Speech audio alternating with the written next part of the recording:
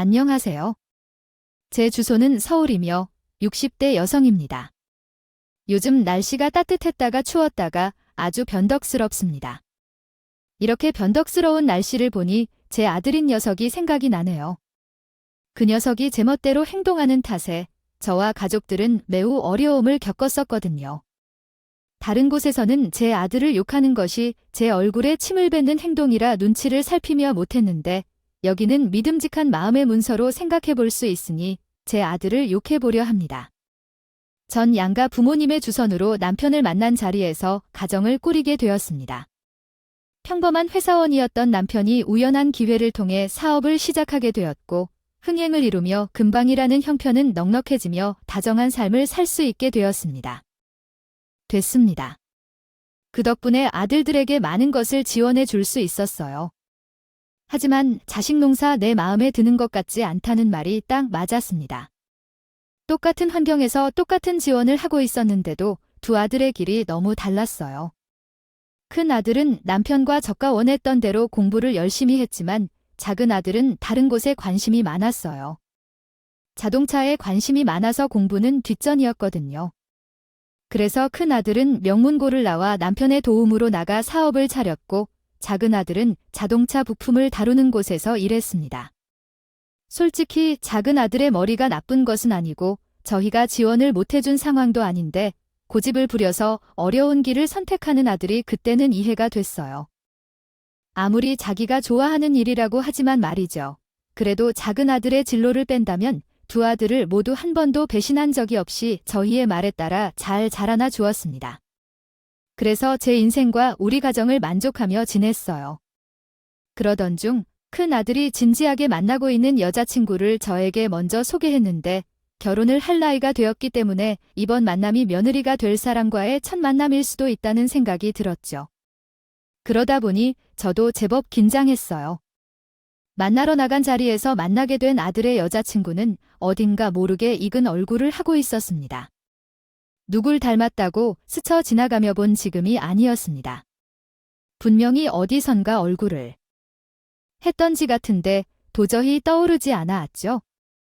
혹시 아들의 여자친구가 나를 기억하고 있는 것일지 궁금해서 내가 먼저 물어보게 되었습니다. 그런데 내가 아까부터 꼭 물어보고 싶었던 게 있어서요. 너무 낯설어서 그러하는데 혹시 나 어디서 본 적이 있나요? 안 왔어요. 분명 자주 본 얼굴 같은데 내 기억이 안 나서 그러는 거예요. 근데 오늘 처음으로 어머님을 만나는데 아마 제 얼굴이 너무 평범해서 그렇게 생각하시는 것 같아요. 제 얼굴이 여기저기 다 닮았다는 얘기를 자주 듣거든요. 저는 분명 어디선가 본 적 있는데 상대방이 아니라고 하니 별 수가 없었습니다. 제가 닮은 사람을 착각했나 싶었죠. 어쨌든 그날 만난 아들의 여자친구는 그 이야기 말고도 여러모로 기억에 많이 남는 아이였습니다. 제 기준으로 봤을 때 예의가 없어도 너무 없어 보였거든요. 오, 내가 거 나왔다. 자기, 이거 진짜 맛있어. 내가 전에 다른 가게에서 먹어봤거든요. 이 집이 더 맛있는 것 같아. 확실히 더 비싼 곳이라 그런가 아나? 나연아, 조금만 이따가 먹지. 엄마, 음색이 아직 나오지도 않았는데 어머님 죄송해요. 제가 너무 배가 고파서 전에 같은 음식을 너무 맛있게 먹어서 제가 잠시 흥분한 것 같아요. 죄송해요. 아니에요. 내 음식이 언제나 할 줄 알고 맛있을 때 먼저 먹어요. 그렇죠. 역시 어머니께서 뭘 좀 아시네요. 음식은 막 놨을 때가 가장 맛있잖아요. 그럼 저 실례 좀 하겠습니다. 말은 그렇게 했지만 식사를 시작했다. 예절이 참 없다고 생각했습니다. 배가 너무 고파서일 수도 있고 음식이 너무 맛있어 보여 순간을 참을 수도 없었겠지만 처음 남자친구의 어머니를 만나는 자리에서 그런 실수를 한다는 것이 이해가 가지 않았어요. 아를 여자친구의 어이없는 행동은 거기서 끝나지 않았습니다. 식사를 끝마치고 나서 후식으로 나온 디저트와 커피를 마시고 있는데 갑자기 카메라 셔터 소리가 났어요. 고개를 들어보니 아를 여자친구가 사진을 찍고 있었어요. 그 모습이 너무 어척스러워서 잠시 멍하니 바라보고 있었어요. 그런데 자신을 보고 있는 저를 보곤 더 황당한 소리를 하는 게 아니겠죠? 아, 이거요. 이거 보정 자동으로 해주는 카메라 필터예요. 처음 보시니까 찍고 싶으면 말씀을 하시지. 그럼 오늘 어머님 만난 날 기념할 겸 저희 다 같이 찍어요. 자, 카메라. 보시고 하나, 둘, 셋, 예의가 없다고 하는 건지 아니면 과하지 않고 막다고 해야 하는 건지 모르겠지만 아주 자기 마음대로 하고 싶은 대로 하는 아이였습니다. 우리도 생각하면 말도 안 되는 모습이었지만 세대 차이가 있었으니 이해해 보려고 했습니다. 요즘 아이들은 어른들과 허물없이 지내는구나 라고 이해하려고 했죠. 그렇게 저에게 강한 인상을 남긴 아이와 헤어진 뒤 며칠간은 그 아이를 생각했지만 이내 일상을 잘 지내고 있었습니다. 그러다가 아들의 여자친구를 우연히 다시 마주치게 되었죠. 그러면서 그 아이를 어디서 봤는지 떠올랐습니다. 그 아이를 다시 보게 된 곳은 한 건물의 주차장 주차를 하게 되었습니다. 그러나 그 주차장. 한국어 문법 수정. 한구의 아들의 여자친구가 담배를 피고 있는데 자신의 친구들과 함께 말이에요. 아들의 여자친구가 확실한지 확인하기 위해 반대편 좌석으로 자리를 옮겼는데 그러다 그 아이가 제 욕을 하는 걸 들었습니다. 얘야, 나연아, 이거 너희 남친 엄마가 타는 차랑 같은 거라고. 얘야, 짜증나는 소리 할래? 왜 별일 없었다며 없기는 하다. 그녀가 내가 좋아서 가만히 있었겠냐? 내 아들이 좋다고 하니까 그랬겠지? 내가 그런 년들 한두 명 상대해봐야 뻔해. 그런 년들 속으로는 날 아주 개무시하고 있을걸. 어우, 쌍년. 그냥 얼굴 자체가 마음에 안 드는 거 아니야? 내가 그런 년들한테 많이 당해봐서 그런가? 어쨌든 생각만 해도 짜증나. 처음 만난 자리에서 예의 없는 모습을 몇 차례 보긴 했지만 같이 있을 때 계속해. 미소를 짓고 있던 그 아이가 저에게 그런 마음을 가졌다고는 생각하지도 못했습니다. 또한 제가 그 자리에서 나무라거나 꾸짖기도 했다면 덜 어그러진 게 분명할 거예요. 그러나 좋은 마음으로 이해하려던 의도였기 때문에 황당함을 넘어 배신까지 올랐어요. 기가 차던 중 그때 머리에서 번쩍하듯이 아들의 여자친구에 대한 기억이 떠오르기 시작했습니다. 제 착각이 아니었던 거예요. 저 아들의 여자친구는 분명히 구면이 맞았습니다. 그것도 꽤나 여러 번 얼굴을 마주한 적이 있었죠. 아들의 여자친구가 제가 글로 다니는 미용실에서 보조를 했거든요. 해주는 디자이너분도 아니었고 그 미용실에 일하는 수많은 보조 어치 중에서 아들의 여자친구에 대해 제가 기억할 만한 이유가 있었기 때문입니다. 다니던 미용실에서 발생한 일인데요. 손님의 물건과 지갑에 손을 대는 일이 있었고 그 일로 난리가 났던 적이 있었습니다. 그때의 주인공은 제 아들의 여자친구였는데 우연히 그 상황을 경험한 것이라 기억을 지울 수 없었죠. 나중에 직원들의 이야기를 듣게 되었는데 손님들이 풍뿐만 아니라 미용실의 돈과 물건도 훔친 것으로 들었어요. 그러나 제가 직접 피해를 입은 것은 아니었고 이미 해당 직원이 해고되었기에 크게 신경 쓰지는 않았습니다. 하지만 그런데 그 문제가 많은 미용실 직원이 제 아들의 여자친구라는 것이 밝혀지면서 당연히 저는 어쩔 수 없이 받아들여야 했어요. 현재까지 제가 만난 것 중에서 마음에 드는 것이 나와 같은 것들은 없었습니다. 만한 모습이 하나도 없었으니까요. 그런 아이가 아들 옆에 있는 것도 허용되지 않았습니다. 그래서 아들에게 여자친구와의 정리를 했으면 좋겠다는 말을 했죠. 그런데 아들은 제 말을 듣고도 거절을 하고 한술 더 떠서 그 아이와 결혼을 하겠다는 말까지 했습니다. 현재야 엄마가 그렇게 여자친구를 만났을 실수가 있는 것입니? 백슬래시 사인 무실수한 거를 오히려 엄마가 이해해 줬으니까요. 그때 그 일은 제가 엄마께 감사해요. 근데 나연이 키가 워낙 사교성이 좋아서 처음 본 사람과도 격없이 대거든요. 그래서 그날도 엄마한테 편하게 대했던 것 같아요. 아마 나중에 엄마가 나연이랑 가까워지면 그런 연희의 단점이 장점으로 바뀔지도 몰라요. 보이겠죠? 나도 그렇게 했어요. 요즘 애들은 우리 시절과 다르게 이해하기 어려운 점이 있을 텐데 그런데 그게 아닌 것 같더라고요. 본래의 예절도 갖추지 못한 아이야.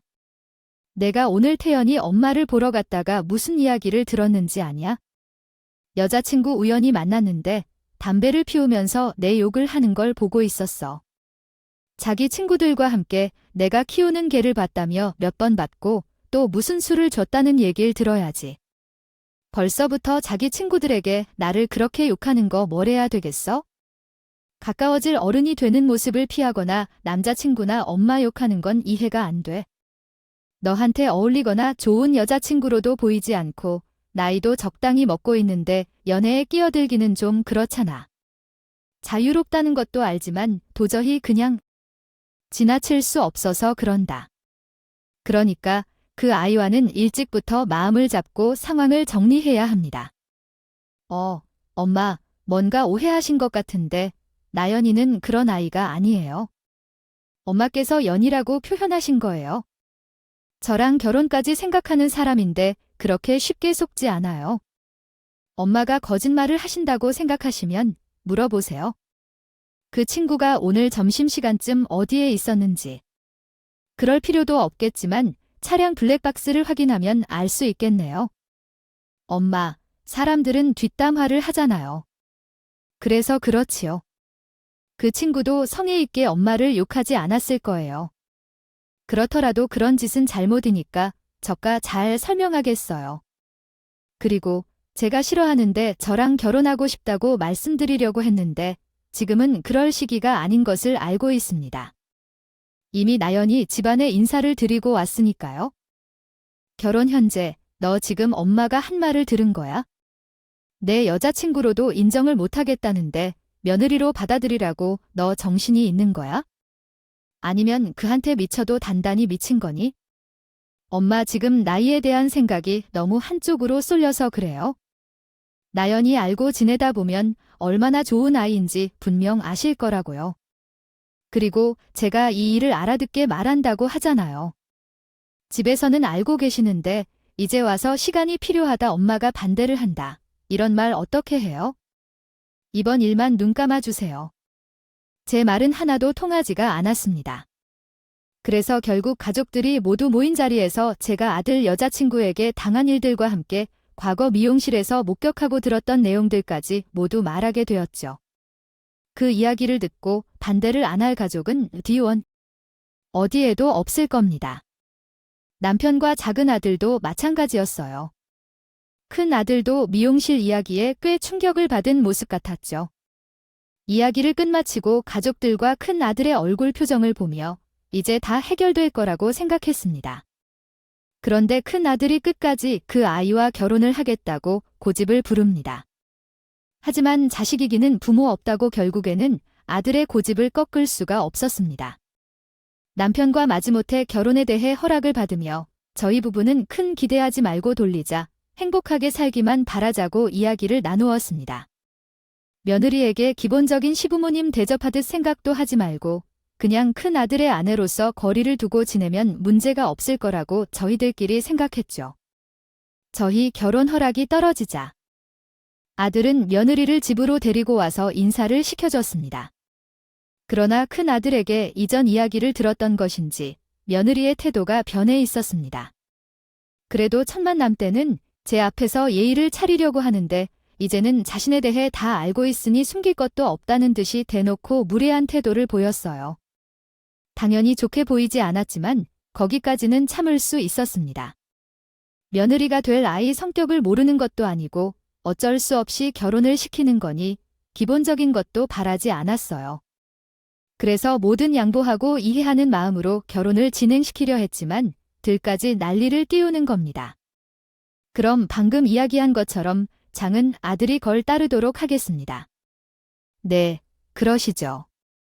그러나 제가 일전에 듣지 않은 것은 우리 딸과 아들님의 결혼을 반대합니다. 하셨다고 합니다. 아, 그에 대해서는 죄송합니다. 저희가 오해를 한 일이 있어서요.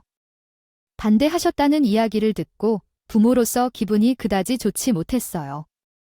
그래서 말인데 저희 딸과 우리가 받은 상처에 대한 보상을 해주시면 하는데요. 아, 뭘 어떤 식으로 보상을 하라는 말씀이신 건가요? 세요. 저도 콕 집어 뭘 보장해달라고 말하기 좀 그렇다고 생각해요. 사도께서 알아서 준비를 해주시면 좋겠는데 저와 딸이 받은 마음의 상처를 줄 만큼의 가치가 있다면 모두 될 것 같습니다. 사가 뭐 이런 거 말고요. 사돈이라는 사람이 노골적으로 금품을 요구한다더라고요. 며느리라는 애가 자기 엄마고 황당한 말을 하는데 가만히 있었고요. 어디서 시덥지 않게 보상을 해달라는 건지 기가 막혔습니다. 더 이상 못 찾겠다고 하더라고요. 그래서 상견례를 뒤엎어 버렸습니다. 당신의 딸과 한 집만 사람으로 살겠다고 말하면서 말이죠. 보상 아줌마, 정신 차려요. 누가 댁의 딸을 며느리로 받고 싶어서 받는 줄 아나요? 어떤 집이 도둑질을 하고 다니거나 어른 앞에서 기본적인 여성다운 모습도 보이지 않는 며느리를 받고 싶겠냐고. 거기에 주제 모르는 사단들이 꼴값을 했다고 하네요. 나는 당신이 말하는 보상을 할 수 없으니 그만합시다. 저희 남편과 함께 신중히 집으로 돌아왔고 이후에 집으로 따라온 우리 큰 아들 녀석은 사존의 경호 없는 모습을 보고도 아직 정신을 못 차렸는지 우리에게 사과를 하라고 말했습니다. 엄마, 뭐 하고 계시는 거예요? 아, 잘 나가려고 하다가 갑자기 흥분하고 있어요. 하셔서 다 엉망으로 만들어요?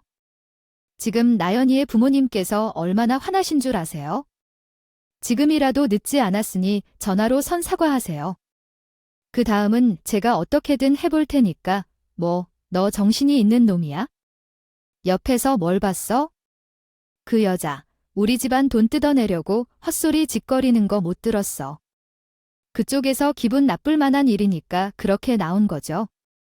그러게 왜 헤어지라 말 간섭을 하시고 지난 일을 듣곤 하세요? 아, 형, 적당히 좀 해. 부모님께서 뭘 더 양보해야 되는 건데 처음부터 문제 있는 자를 안 데리고 왔으면 이런 일 없었잖아. 뭐라고 했어네. 수들 사람한테 문제 있는 여자아이 새끼가 이 시 이전부터 형의 행동을 못마땅하게 여겼고 작은 아들은 맞는 말을 하며 자신의 형에게 들었습니다. 결국 다툼으로 번지게 되었습니다. 두 형이. 다툼은 남편이 큰 소리를 내어놨지만 큰 아들이 여자에게 눈이 돌았다는 걸 확실히 알 수 있었던 일이었어요. 그러나 그 일은 다른 이들에게는 이해가 되지 않았던 것 같아요. 우리만이 아니라 결혼에 부정적인 의사를 표현했기 때문에 가족들 모두가 자신의 결혼을 원치 않았던 것 같아요. 맞는 말이긴 하지만 그래서 우리는 스스로의 의지로 결혼을 진행했어요. 가족들에게는 일방적으로 통보를 하고 자기들끼리 잘 먹고 잘 살 거라는 말을 남기며 가족들과의 연락을 끊을 것이라고 결심했죠. 우리도 한동안은 제대로 된 도움과 며느리가 될지 모를 것 같아요. 그러나 자식을 둔 부모님들은 제 마음을 이해해 줄 거예요. 아들이 미워서 때리고 싶을 정도로 화가 났었지만요. 죽겠는데 또 한편으로는 내 새끼가 잘 살고 있는지 그 사이 아픈 곳이 생기지 않았는지 걱정이 되었죠. 그래서 결국 제가 먼저 연락을 취하려 했지만 역시나 전화를 받지 않았습니다. 문자를 해도 마찬가지였죠. 몇 차례 연락을 해보았지만 결국 응답이 없어서 아들과 연락하고 지내는 걸 포기할 수밖에 없었습니다. 그렇게 큰 아들이 빠진 새 가족이 평범한 나날들을 보낸 후 우리 가족에게 큰 먹구름이 들었습니다. 남편이 암에 걸렸습니다.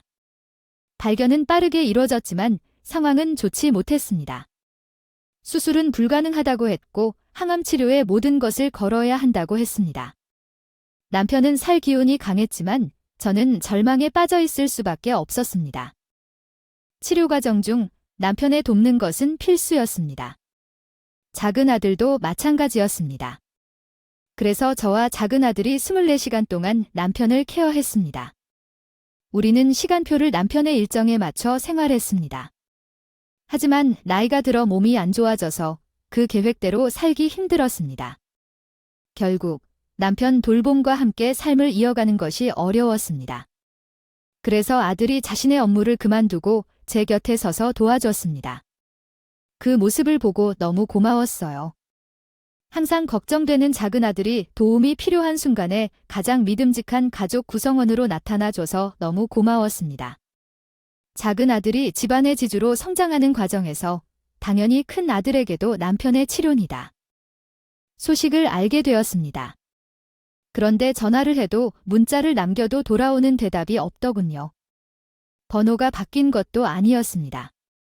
아이즈만의 목소리를 들은 적도 있거든요. 제가 병원에 있는 공중전화로 전화를 했을 때 받았었죠. 그들이 무엇을 뜻하는지 말았습니다. 자신의 아버지가 아프든 말든 자신들과는 상관없다는 뜻이겠죠. 그래서 저도 큰 아들에 대한 마음을 잡았습니다. 이후 1년이 지나갔지만 남편의 병세는 조금도 나아지지 않았습니다. 그러다 보니 남편을 포함해 가족들 모두가 조금씩 지쳐가고 있었습니다. 육체적으로 지친 거야 휴식을 통해 회복할 수 있다고 하지만 정신적으로 지친 건 딱히 회복할 방법이 없었습니다. 병이 호전되었다는 소식이 들리지 않았으니 다들 점점 의기소침해가 되고 있는 가운데 의외로 의욕을 되찾게 된 일이 생겼습니다. 큰 아들과 며느리가 찾아왔었죠. 처음 둘이 찾을 때는 반갑거나 기뻐하는 것보다는 괘씸하고 불편한 마음이 더 컸습니다.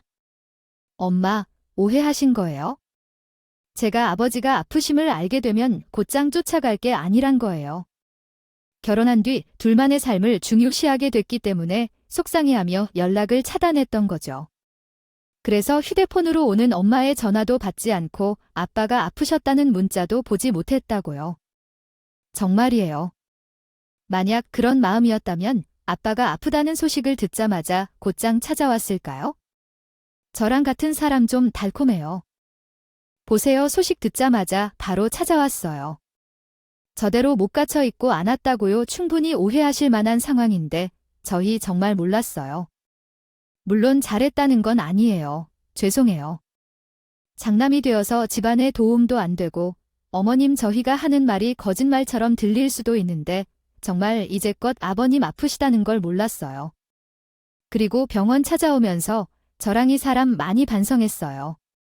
이전에 저희가 보인 모습 때문에 이렇게 된 것 같아서요. 아직 제가 마음에 들지 않겠지만 앞으로 이 사람 아내로서 이지만 며느리로서 집안에 도움이 되는 모습을 보여드릴게요. 그러니 노여워하지 마세요. 연락이 되지 않았던 건 가족들 번호를 차단시켜서 생긴 일이라며 오해라고 말하는 두 사람을 보니 이걸 믿어야 할 것 같아요. 하는지 말아야 하는지 고민이 되었습니다. 그렇다고 자식이 부모를 위하는 마음을 거짓니라 단정짓기 어려웠습니다. 뒤늦게라도 찾아와 눈물을 흘리며 용서를 구하는 모습을 보며 두 사람의 말을 믿기로 했습니다. 끝까지 모른 척하고 살아도 되는 상황에 굳이 찾아온 것이니까요.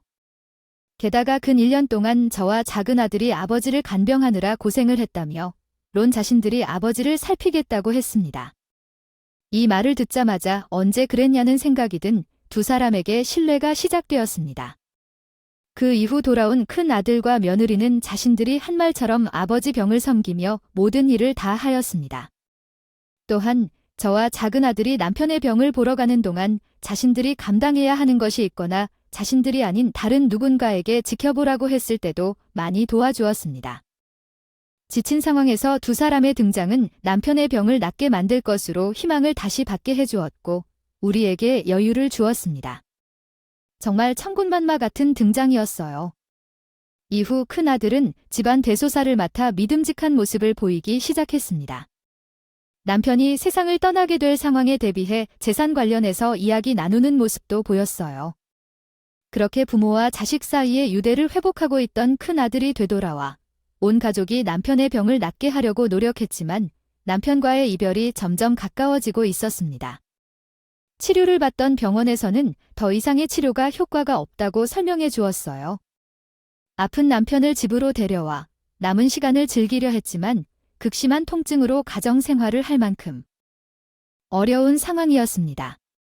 힘들게 수행하고 있는 남편을 보니 가족들이 다 같이 모여 남편에게 추억을 만들어주자는 것도 용심이다 싶었습니다.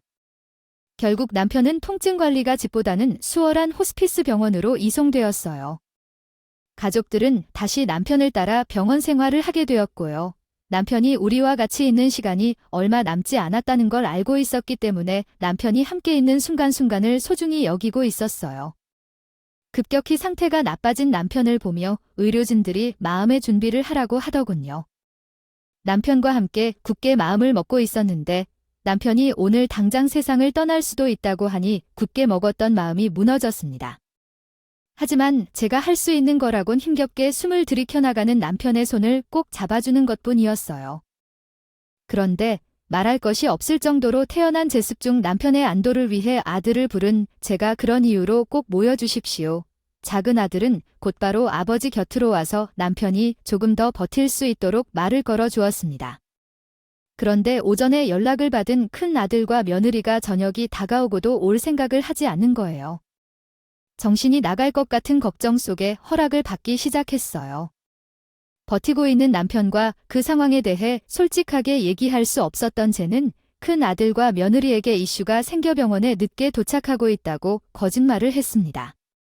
남편이 실신한다고 생각했으나 작은 아들과 계속 언어를 나누며 남편을 깨우려고 노력했습니다. 그러면서 시간이 지나갔습니다. 늦게 밤 10시가 다가오고 있을 때 병원에서는 아무래도 오늘 밤을 넘기기 어려울 것 같아 가족들끼리 마지막 인사를 할 수 있는 독실을 안내해 주었습니다. 남편은 호흡도 점점 어려워지고 있었고 저와 작은 아들의 손을 잡은 채 힘이 떨어져 가고 있었죠. 그때 병실 문이 열리고 큰 아들이 들어왔습니다. 도대체 무엇 때문에 늦었는지 화가 나 남편 곁으로 오기 전에 제가 큰 아들에게 다가가 속삭였습니다.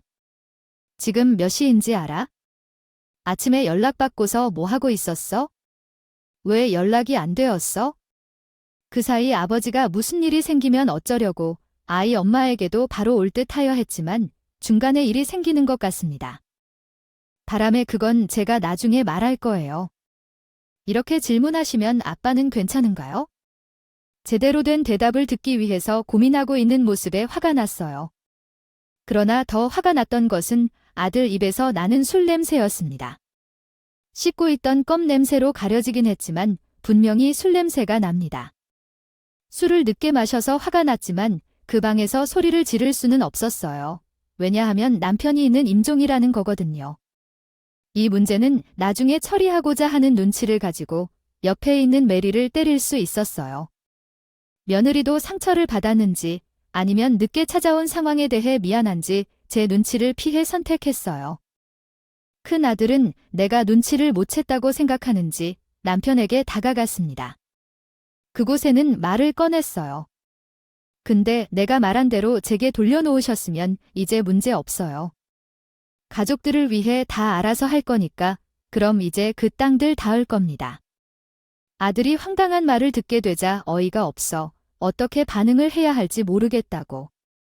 대체 남편과 큰 아들 사이에 무슨 말이 오갔길래 땅 정리에 대해 이야기를 나누는지 남편과 큰 아들이 재산 관련 이야기를 나누는 건 알고 있었지만 얘기 나눠주고 싶어 손 끌고 있었습니다.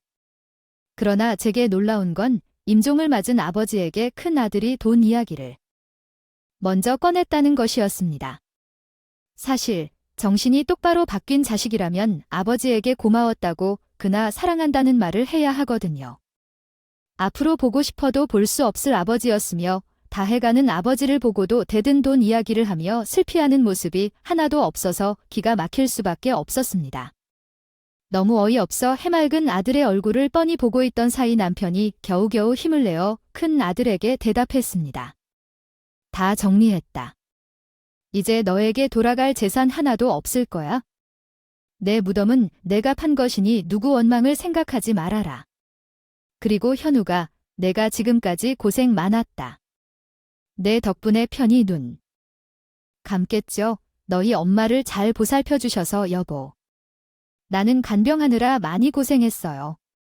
당신에게 평생 뒤치다꺼리를 만들었나 봐서 너무 미안해요.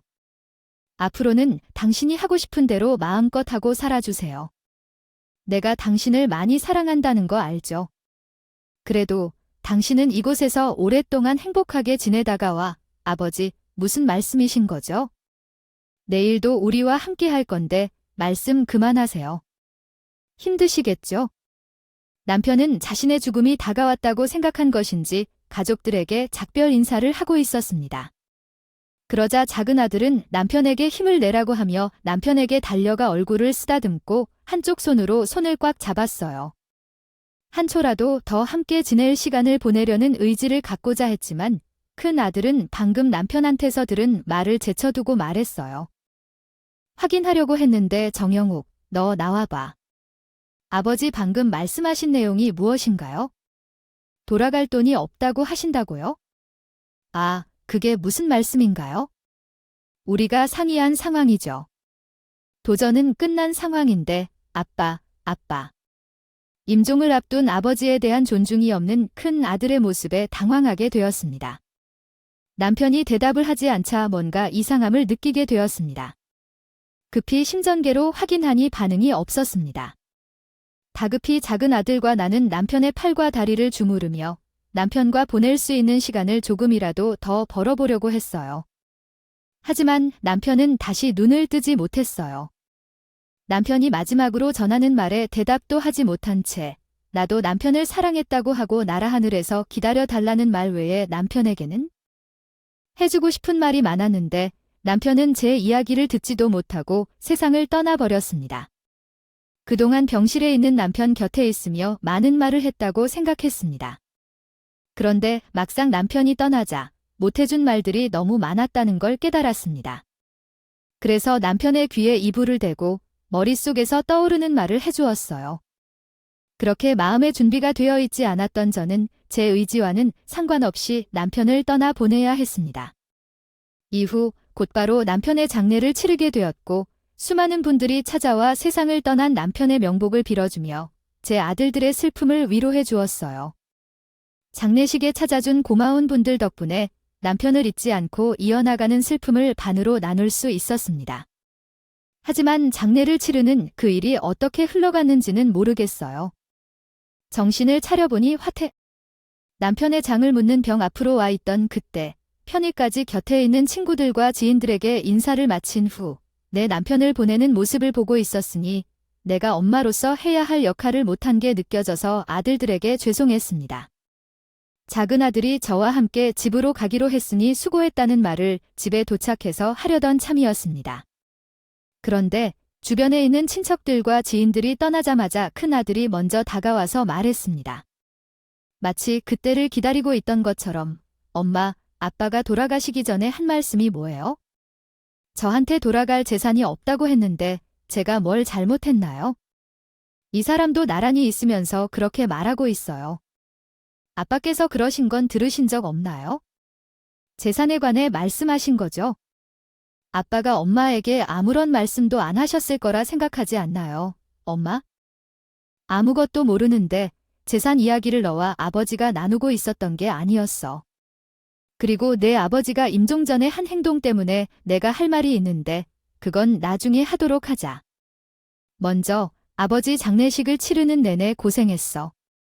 엄마는 어른으로서 정신을 이리저리 차려야 했는데 내 아버지를 그렇게 떠나보낸 게 아직 현실감이 안 나서 고생했고 재산 이야기든 뭐든 나중에 다 함께 만나서 이야기하자.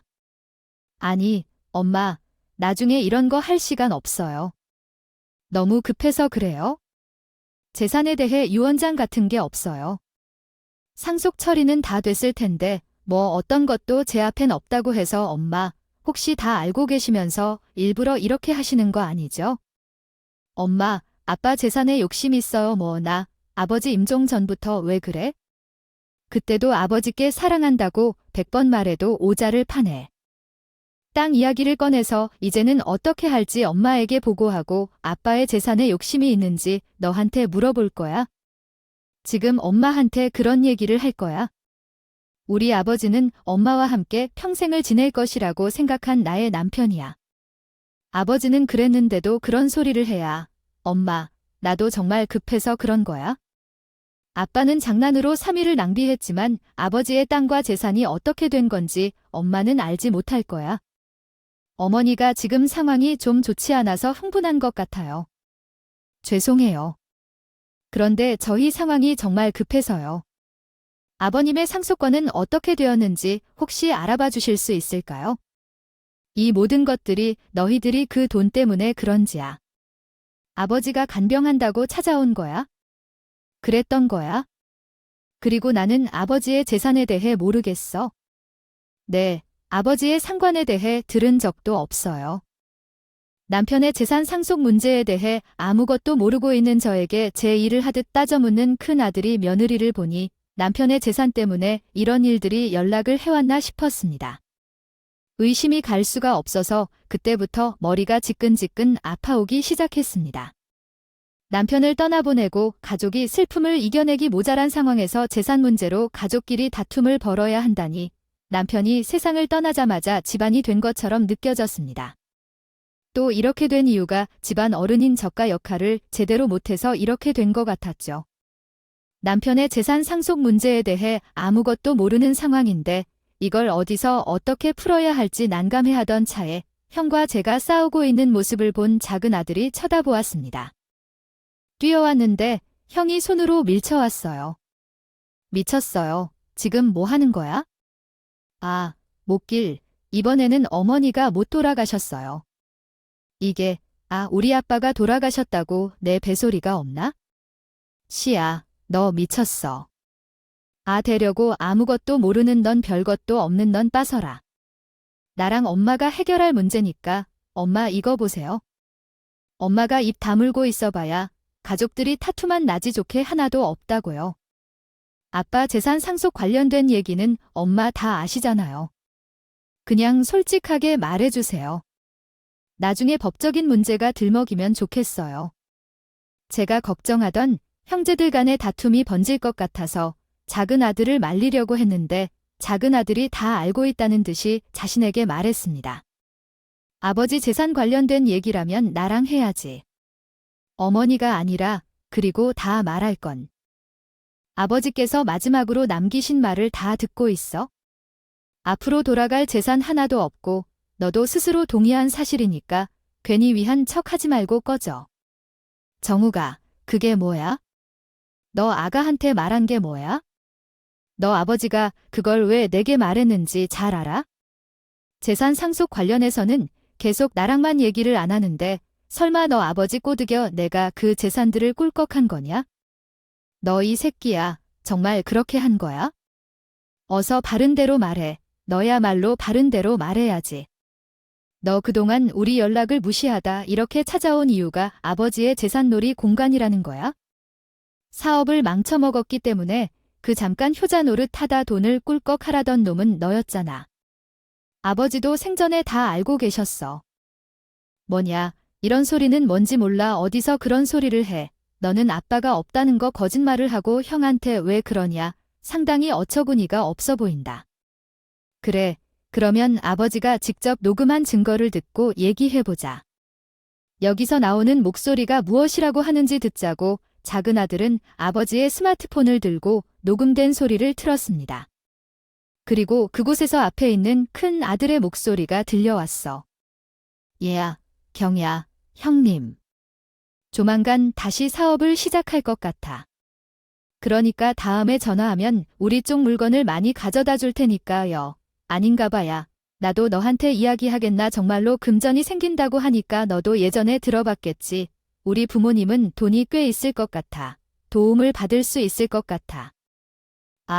진짜 거짓말하더라도 어찌됐든 여는. 끊었다가 끊어버린 부모님의 식사 시간에 연락이 그토록 잘 일어나 고생하고 있는데 어쩌다 어린이에게 상속이 무엇이든 돈을 받으려면 어떤 모습을 보여주어야 하는 거 아닐까요?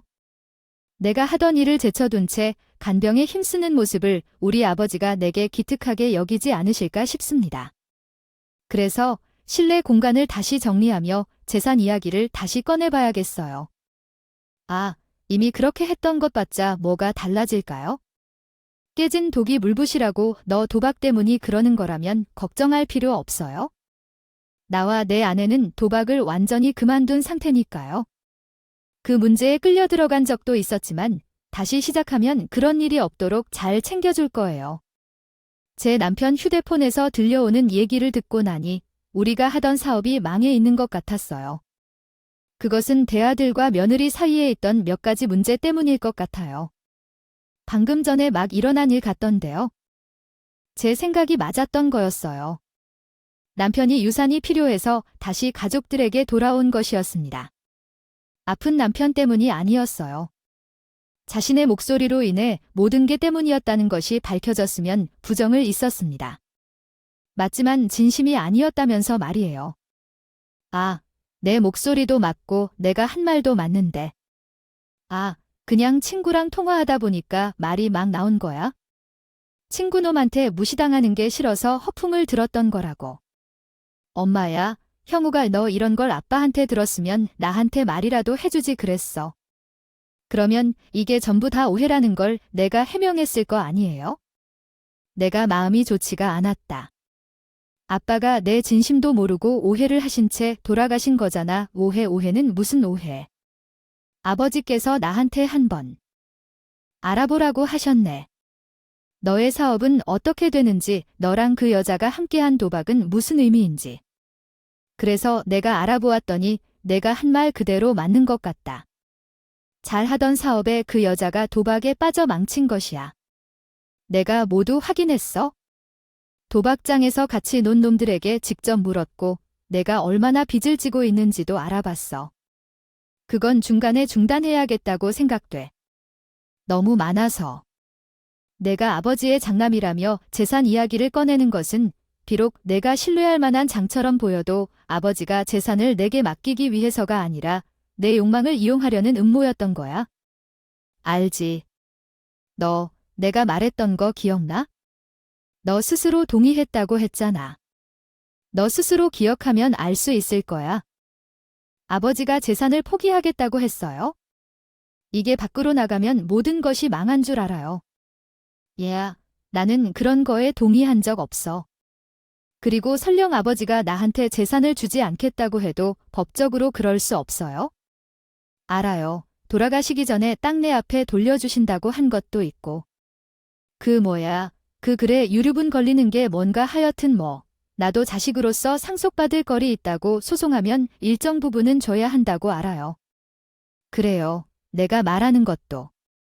물론 그 위에 다른 종류가 있어서 제대로 확인을 못했겠지만 거짓말하는 너 이 새끼, 돈 욕심 나서 속이려고 하는 거지? 그게 말이죠. 그리고 내가 뭔지도 모르고 서명한 문서가 법적 효력이 있을 것 같아요. 그걸 누가 조명할 건데 나도 그 자리에 없었는데 너랑 아버지 간의 일이야. 내가 손수 쌓는 사실은 공까지 되어 남아있고 왜 아픈 것인지 이해가 가질 않았다. 아버지가 강력히 말했다고 하려고 소송을 하는지 말 그만해도 마음대로 해도 결과는 똑같을 거야. 이 쓰레기 같은 새끼야. 남편은 큰 아들의 속내를 알고 속아주고 있었다. 자신을 넘어가도록 하겠다는 말이다. 그래서 작은 아들을 보내고 큰 아들은 어떠한 상황에 있는지, 무슨 속임을 당했는지 더 확실히 알아보고 이러한 계획을 세운 것 같아요. 스스로 상속을 포기한 서류를 낸다는 사실에 나는 충격을 받았다. 동생이 자신이 있는 듯한 모습으로 집안 재산 중 일부라도 가져가고 싶다면 해보라고 하자 더 절망하는 모습을 보였어. 그러나 그때 절망에 빠져있는 큰 아들의 뺨을 며느리가 내려쳤다. 예상하지 못한 상황이었고 허무하게 느껴졌다. 너무 순간적이어서 나만 아니라 작은 아들까지 깜짝 놀랐어요. 큰 아들은 말할 것도 없었고 마치 날벼락을 맞은 것처럼 정신이 번쩍번쩍 모습을 하고 있었어요. 얘야, 등신아, 너는 아픈 사람 옆에 있어도 가만히 있는 것도 못하고 일을 이렇게 만들잖아. 다 된 죽에 코를 려도 정해야지. 그리고 가만히 못 있어서 일을 망쳐. 그리고 너, 머리가 어떻게 됐어? 서로의 사인을 하는데 무슨 내용인지는 봐야겠네. 그때 내가 똑바로 확인했으면 어떤 방법을 썼을지 알았을 텐데. 야, 너는 어떻게 할 거야? 너만 믿으라고 이기고 생활하면서 오늘만 바라보며 참고 있었는데 앞으로 어떻게 해야 돼, 이 바보, 등신아. 아, 나도 이제 알았어. 생각 좀 하자. 생각 좀 해야 해. 그리고 이건 내 탓이야. 다 내 탓인가? 따지고 보면 누구 때문에 일이 이러한지, 이모야.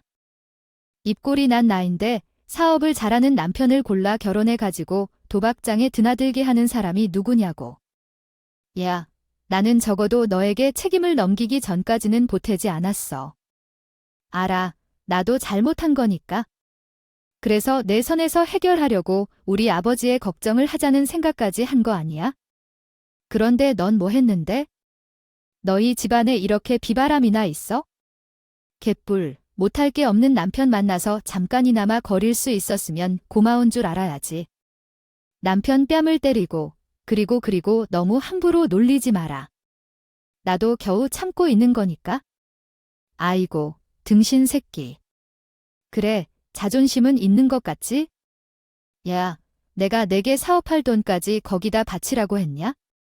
내 손으로 한 짓을 왜 나한테 짓거리는 거야? 그리고 나도 너랑 있지 않았으면 더 좋은 남자를 만나서 더 나은 인생을 살았을 거야.